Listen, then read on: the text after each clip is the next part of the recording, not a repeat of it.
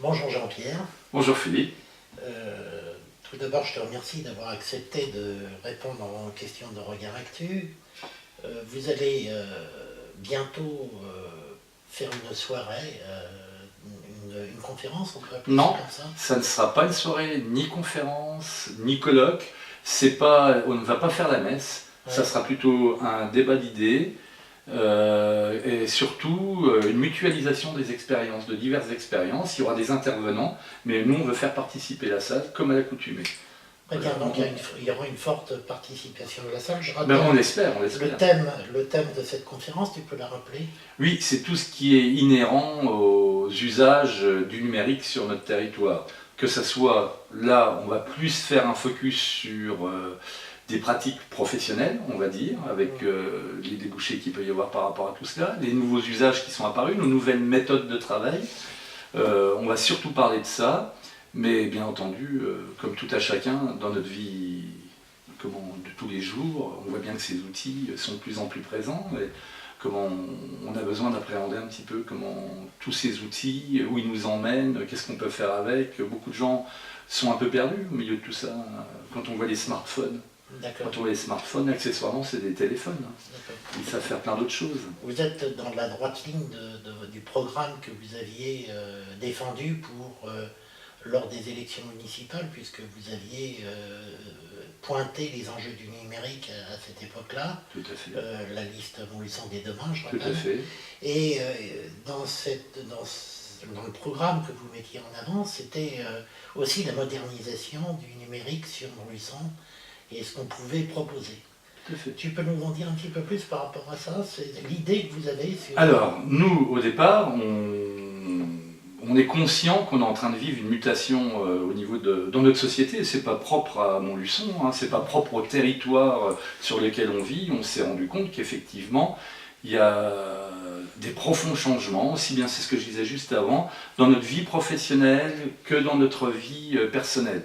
Maintenant, tous les professionnels utilisent des agendas partagés, on fait beaucoup de travail collaboratif, on utilise la visioconférence pour s'entretenir avec des gens qui sont à des milliers de kilomètres.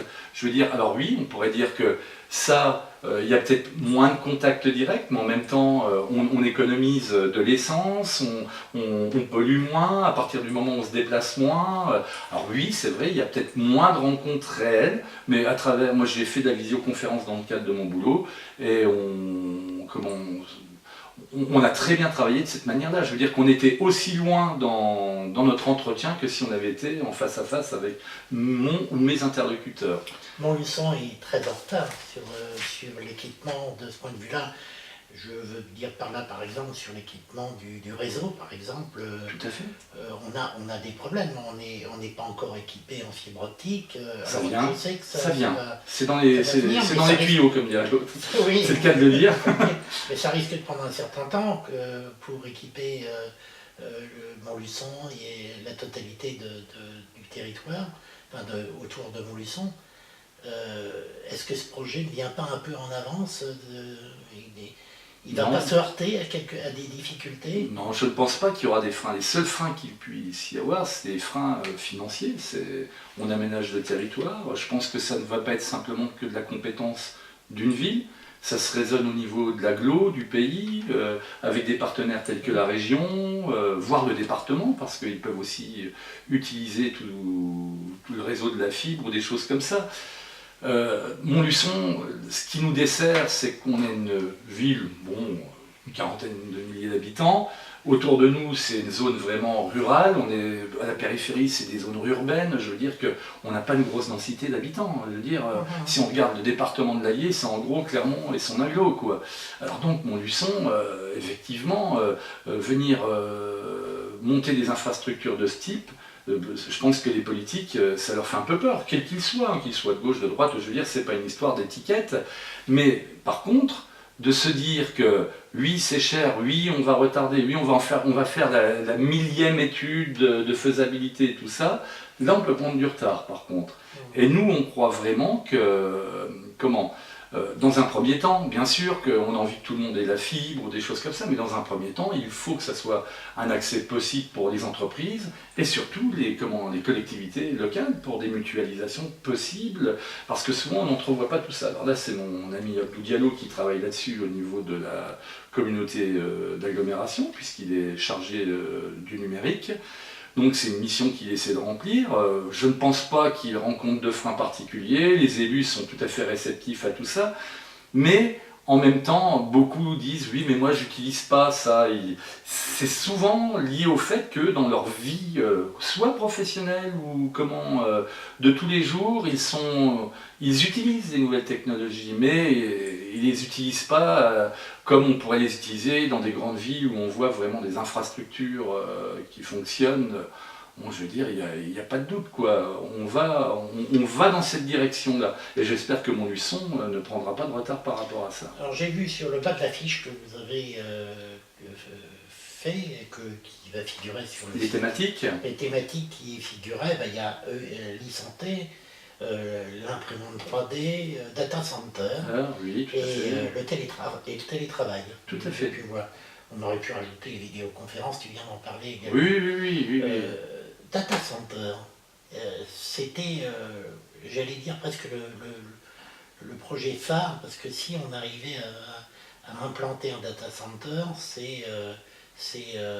serait beaucoup d'emplois qui pourraient être créés autour de ça. Alors, les data centers, pour ceux qui ne savent pas ce qu'est un data center, c'est des serveurs qui hébergent des données. Ça peut être des données inhérentes ça peut être des sites internet, ça peut être des choses comme ça, mais ça peut être aussi des données spécifiques, par exemple des données de la sécurité sociale, des données privées qui ne peuvent pas s'échapper de l'Hexagone. Il y a des données qu'on ne pourra pas aller faire migrer ailleurs. C'est des données qui resteront sur notre territoire. Donc on peut s'inscrire déjà dans une dynamique comme ça en proposant des services. Après, bien entendu, il faut des gens pour entretenir, pour faire fonctionner l'infrastructure. Après, ça dépend de la taille du data center, voilà, ça dépend des investissements et surtout de la volonté d'investisseurs de venir sur notre territoire. Ce qui est intéressant, nous on trouvait qu'il y avait une belle opportunité à Montluçon, puisque c'est central au niveau de l'Hexagone. Par exemple, une société lyonnaise qui a de la clientèle un petit peu partout en France, son centre de données peut être effectivement ici. Les terrains, il faut le dire, ne sont pas chers, donc c'est pas pareil quand on veut monter un data center à Lyon, à Grenoble, à Paris, c'est pas les mêmes coûts, quoi. Et globalement, qu'est-ce que ça peut faire, quoi, dès lors qu'on a des compétences sur place pour assumer le fonctionnement du data center. Oui, mais cependant, il doit y avoir quand même pas mal de personnes volontaires, enfin de villes volontaires pour recevoir des data centers. Quand on regarde la crise, il doit y avoir mais je présume une opportunité pour beaucoup, donc il y a peu de chance. Mais c'est pas propre au data center. Demain, si quelqu'un veut monter une boîte qui va créer, par exemple, je dis n'importe quoi, 300 emplois, toutes les communes vont se battre, vont faire un pont d'or, vont dérouler les tapis pour que les gens viennent là. Et donc là... C'est vrai pour toute l'économie. Je veux dire, tout le monde a besoin, surtout des villes comme nous, de retrouver une vitalité économique. Après, ça va être la pertinence des élus dans leur capacité à rencontrer les gens, à créer un bon réseau relationnel, à vraiment s'attacher à ça. C'est pas faire venir des gens avec un data center pour ça, parce que ça implique aussi plein de choses. Il faut penser aussi les formations, on peut avoir besoin de formation. Et puis, le data center, c'est qu'un élément dans un projet. Nous, on le voit beaucoup plus large que ça, d'accord ? Alors, précisément, Abdou Diallo a été, comment dirais-je, nommé correspondant numérique pour, tout à fait, oui. pour la ville. Oui. Il a commencé à prendre des contacts dans ce sens-là pour essayer de faire évoluer la situation. Oui, bien sûr. Ce que l'on fait avec Montluçon dès demain s'inscrit totalement dans cette dynamique-là. Et il en parlera certainement. Il fera peut-être un point. Alors nous, la soirée du mardi 25 novembre, qui se déroulera aux Îlets à partir de 19h, donc c'est ce que je disais, ça ne va pas être une grande messe, ça va être ni un colloque, ni une conférence. on va partir de l'expérience. Nous, c'est notre marque de fabrique, c'est-à-dire qu'on mutualise toujours nos expériences. Et là, en l'occurrence, on a trouvé des intervenants, justement des responsables de data center. On a des gens du médico-social aussi qui ont changé leurs habitudes de travail, qui utilisent le télétravail, justement, la télémédecine, voilà, des choses comme ça. C'est intéressant parce que c'est pas une vue de l'esprit, ça, c'est du réel, on sera dans du factuel. Tout ça, on va essayer d'être vraiment sur du factuel. Et on aura aussi l'expérience de quelqu'un qui est un passionné d'impression 3D, voilà. Et puis après, le débat, on espère bien, s'enrichira des expériences de tout à chacun dans la salle. Moi-même, je suis formateur d'animateur multimédia, donc voilà. Oui, Hein, voilà. oui, écoute, en tout cas, on se donne rendez-vous le 25, tu l'as rappelé, Tout à fait. à 19h, 19h à la ferme des à la idées. ferme des Voilà. idées, et j'espère qu'il y aura beaucoup de monde pour que le débat soit riche. Ah ben là après ça on ne maîtrise pas, on n'ira pas chercher les gens avec des fusils, mais on espère que les gens adhéreront à ça. Bon, jusqu'à présent, je veux dire, dans nos réunions, on a toujours eu du monde. Je trouve que ce modèle de fonctionnement qu'on peut appeler de la démocratie participative, hein, c'est vraiment ça, est riche. Je crois que les citoyens sont contents qu'on puisse leur donner aussi la parole et puis qu'on ne vienne pas avec leur asséner la vérité. On ne détient pas la vérité. Chacun de nous détient un morceau certainement de la vérité. Et c'est ensemble qu'on a construit, enfin une vérité, on va dire, une forme de vérité. Ça sera le mot de la fin.